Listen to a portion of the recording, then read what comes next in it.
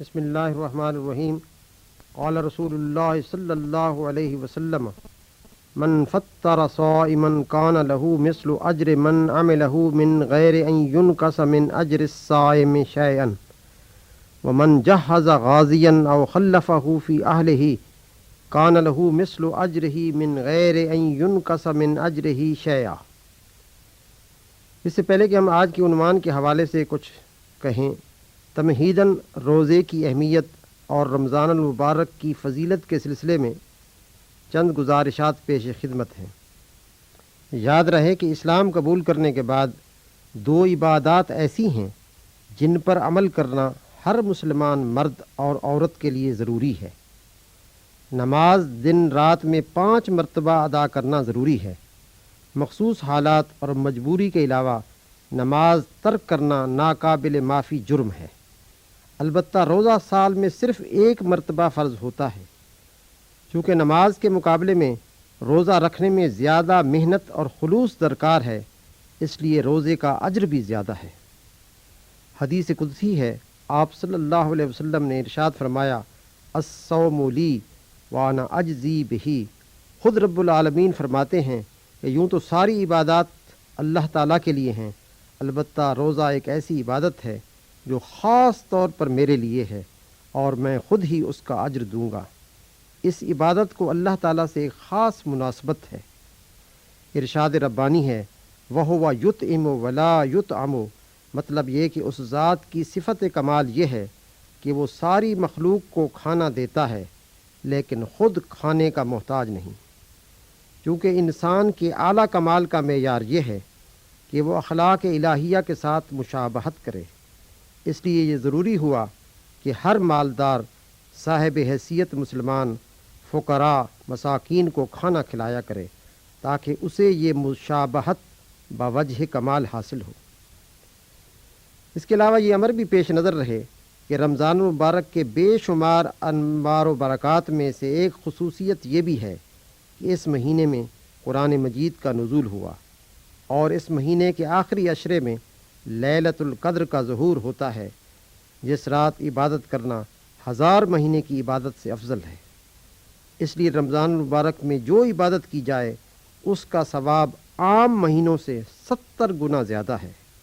اگر اس مہینے میں نوافل ادا کیے جائیں ان کا اجر و ثواب فرض ادا کرنے کے برابر ہے. رمضان المبارک میں روزہ رکھنے کا ایک مقصد یہ بھی ہے کہ انسانی طبائع جو عام طور پر مال اور دولت سے محبت کرتے ہیں، روزہ رکھنے سے یہ جذبہ حب و مال بھی کم ہو جاتا ہے. روزے کی بھوک اور پیاس ہمیں یہ احساس دلاتی ہے کہ وہ افراد جنہیں ضروریات زندگی مہیا نہیں، وہ کس طرح زندگی بسر کرتے ہوں گے.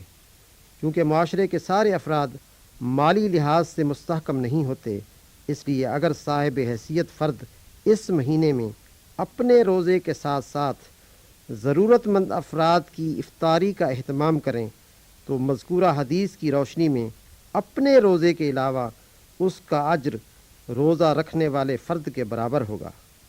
بلکہ اس موقع پر آپ صلی اللہ علیہ وسلم نے اس غلط فہمی کا ازالہ کر دیا کہ کوئی یہ نہ سمجھے کہ اس عمل سے روزہ دار کے اجر میں کمی ہو جائے گی. افطاری کرانے والے کو بھی اتنا اجر ملے گا جتنا اس روزہ دار کو روزہ رکھنے کا ثواب ملے گا. اسی طرح اگر ایک شخص کسی کو نیکی کرنے کے لیے کہے تو اس کے لیے بھی اجر ہے. ارشاد نبوی ہے، الدال علی الخیر کفاعلہ. نیکی کی طرف رہنمائی کرنے والا وہ بھی نیکی کرنے والے کی مانند ہے.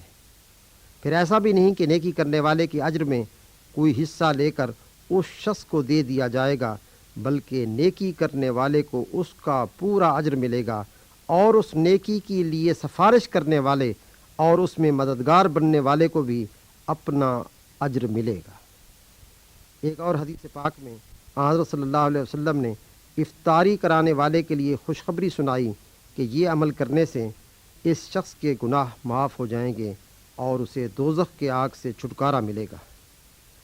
اس موقع کے حوالے سے ایک صحابی نے حضرت صلی اللہ علیہ وسلم کی خدمت میں عرض کیا کہ بعض اوقات ایک مسلمان دوسرے بھائی کی افطاری کرانا چاہتا ہے لیکن وہ ایسا کرنے کی استطاعت نہیں رکھتا، اس وقت اسے کیا کرنا چاہیے؟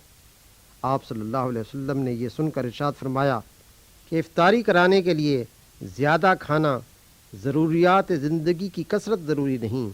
ہاں، اگر کوئی شخص روزہ دار کو دودھ، پانی کا ایک گھونٹ یا کھجور کے دانے سے افطار کرا دے، اسے بھی ویسا ہی اجر ملے گا۔ ان حدیث کے علاوہ آپ صلی اللہ علیہ وسلم نے ایک اور خوشخبری سنائی، من اشبع صامعا سقاہ اللہ من حوضی شربۃ لا یظمأ حتی یدخل الجنۃ، مطلب یہ کہ جس نے کسی روزہ دار کو پیٹ بھر کے کھانا کھلایا، اللہ تعالیٰ اسے قیامت کے دن میرے حوض کوثر سے سیراب کرے گا، جس سے پینے کے بعد اسے پیاس کا احساس بھی نہیں ہوگا۔ خلاصہ یہ کہ روزہ صرف چند باتوں سے رکنے کا نام نہیں، بلکہ اگر روزہ رکھنے سے ہمارے اندر دوسرے کے لیے ہمدردی اور تعاون کا جذبہ بیدار ہو جائے تو سمجھ لیجئے روزہ رکھنے کا مقصد پورا ہو گیا۔ اس لیے آپ صلی اللہ علیہ وسلم نے رمضان المبارک کو شہر المواسات، غمخواری کا مہینہ قرار دیا۔ وآخر دعوانا ان الحمد للہ رب العالمین۔